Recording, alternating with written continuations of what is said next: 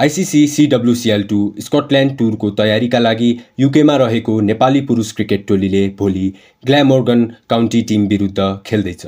यो 50 ओभरको खेल हो। यो एक फर्स्ट क्लास काउन्टी टिम हो। नेपाल टोलीले युकेमा हालैका सबै अभ्यास खेलहरू जितेको छ र त्यसैले नेपाल भोलि पनि जितको सिलसिला जारी राख्न चाहन्छ। ज्ञानेन्द्र मल्लले सहायक प्रशिक्षकको रूपमा टोली हेर्दै हुनुहुन्छ।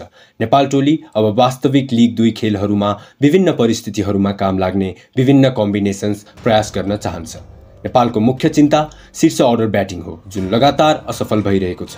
आसिफ र कुशल दुवै 50 ओभरमा राम्रो देखिँदैन। उनीहरूको मुख्य समस्या स्थिरता हो।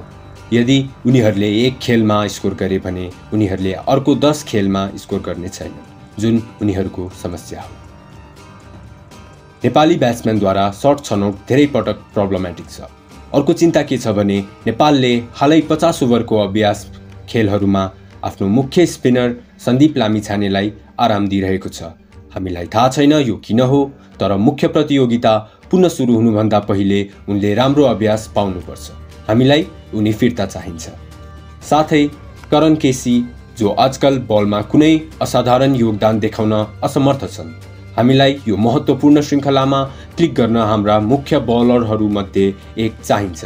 करणको बलिङको समस्या भनेको he is not too quick र सर्ट रेन्ज बलिङ गर्छ, जसले ब्याट्सम्यानलाई खेल्न बढी समय दिइरहेको छ।